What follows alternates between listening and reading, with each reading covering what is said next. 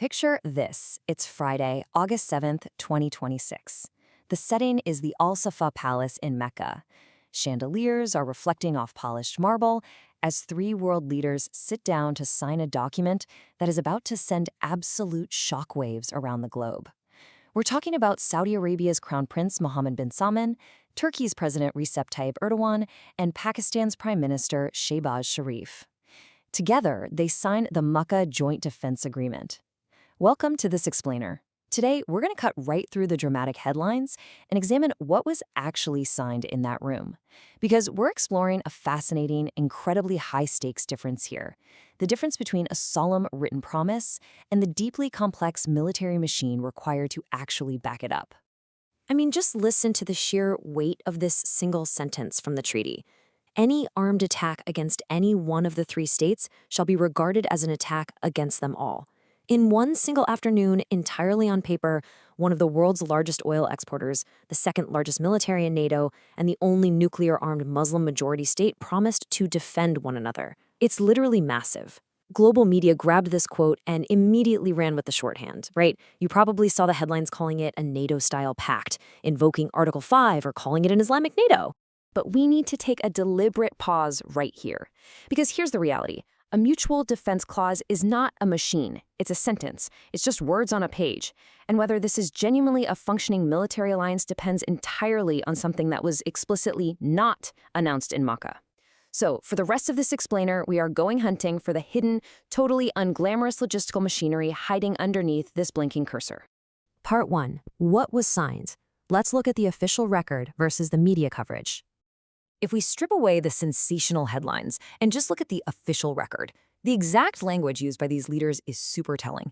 Saudi Arabia called the signing a milestone, and their defense minister referred to it as a framework for long-term defense partnership. Pakistan pointed to historical ties and collective deterrence. Turkey, meanwhile, heavily emphasized that the pact was purely defensive. And a Saudi official went out of their way to clarify that this is not a military axis or a sectarian bloc. Now, what's the crucial takeaway from all this? Not a single one of these official phrases describes actual, functional military machinery. Moving to Part 2, the machinery test. 77 years versus one page. Think about what actually happens when the worst-case scenario occurs at 3 in the morning. NATO's Article 5 is powerful, sure, but not just because of the words. It's powerful because of 77 years of deep, subterranean integration. They have shared radio protocols, permanent dedicated staff, integrated commands. These are armies that have spent literal generations learning how to talk to each other. Now look at the Makkah Agreement. It's basically one page. As of right now, there is absolutely no published framework for a joint command, a standing force, basing rights, or even a basic consultation mechanism. Now that absence doesn't prove the machinery won't ever exist, but it absolutely proves it hasn't been built or shown to the public yet. Which brings us to Part 3. 3 different wars and a massive operational disconnect. You see, a collective defense clause is really only as clear as its definition of the word attack. But an attack means wildly different things to these three countries because they just do not live in the same threat environment. Let's break it down. Pakistan's entire defense posture is overwhelmingly shaped by its state rivalry with India along the line of control. Turkey? They're looking south, heavily focused on cross-border operations in Syria and Iraq. And Saudi Arabia faces a totally different direction, managing exposure to missiles and drones from Iran-aligned proxies in Yemen and the Gulf. So we have 3 different capitals and 3 entirely different primary threat zones. So, logically, how does this actually function? If a drone launched by a non-state group hits a Saudi oil facility, does that trigger a military response from Pakistan? Does a Turkish cross-border raid suddenly trigger Saudi involvement? What about a cyber operation? Does that count? Without a defined consultation mechanism, all of these incredibly high-stakes questions have to be decided case by case, in the heat of the moment, by 3 distinct governments with 3 totally different strategic calculations. And historically speaking, that is exactly the moment when alliances realize they actually don't agree. And that leads us perfectly to Part 4, the NATO complication, the issue of overlapping obligations. We have to talk about the massive structural oddity sitting right in the middle of this agreement. Turkey has been a full member of NATO since 1952. So it now holds a second entirely separate mutual defense commitment to 2 states outside of NATO. Now, Turkish officials have plainly stated this is complementary, right? That it doesn't supersede their existing arrangements. But defense analysts are posing an unresolved, extremely urgent hypothetical. What on earth happens if a conflict touches both frameworks? If one of the Makkah signatories is drawn into a conflict that also involves a NATO member, How does Ankara reconcile those obligations? The reconciling machinery for a nightmare scenario like this, the sequencing rules, the legal carve-outs are exactly what haven't been made public. Because of all these operational hurdles, analysts over at the Royal United Services Institute suggest something really interesting. They argue the Pact's real, immediate value isn't on the battlefield at all. It's actually in industry. Think joint production, technology partnerships, and interoperability. Saudi Arabia has already made massive, high-profile purchases of Turkish drones, for example. The industrial sector might be where this pact becomes incredibly real, long before any joint military command structures are ever drawn up on a whiteboard. Let's move to part 5, the nuclear question. What is actually established here?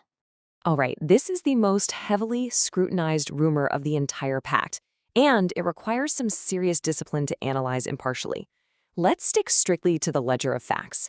In 2025, when Saudi Arabia and Pakistan signed a bilateral precursor to this, a Saudi official called it a comprehensive agreement. Following that, Pakistan's defense minister reportedly said nuclear capabilities would be available, but he then rapidly walked that statement back. Fast forward to 2026, and a Saudi deputy minister explicitly stated this new pact is not linked to nuclear ambitions. So what is definitively established? 3 states signed a conventional mutual defense clause. What is not established? That any nuclear guarantee has been extended. That is simply not publicly confirmed in any treaty text. So anyone telling you it is, they're sharing an inference, not a documented fact. Finally, part 6, the final verdict. 2 very serious strategic readings. Geopolitical experts basically hold 2 very serious, equally weighted interpretations of the Makkah Agreement right now. One view is the strategic hedge interpretation, supported by analysts from places like the Atlantic Council and the German Marshall Fund. They see this as a genuine effort to build redundancy and regional autonomy, particularly as confidence in U.S. security guarantees starts to erode amid attacks in the Gulf. But then there's the other view, the signal without substance reading, championed by the Royal United Services Institute. They caution that this pact is highly context-specific, has literally 0 immediate structural effect, and is, at the end of the day, just an announcement. And this exact tension is reflected perfectly in how the rest of the world has reacted. India said they are monitoring closely. Washington and Israel? Complete silence. No formal statement. Iran was outright dismissive, claiming a paper agreement will not bring security. Essentially, the entire international community has adopted a muted, wait-and-see approach. They are sitting back, and they are waiting for the machinery. So what should you be looking for next? Well, if this document is actually going to evolve into a functioning military machine, here are the unglamorous logistical milestones that absolutely must happen in the coming years. Step 1. Watch for them to announce a specific named consultation mechanism. Step 2. Watch for a joint military headquarters to actually be established. And step 3. Watch for a joint military exercise flying the flags of all 3 nations together. Until those steps happen, it really is just ink on a page. I want to leave you with this thought to mull over. When does a promise become an alliance?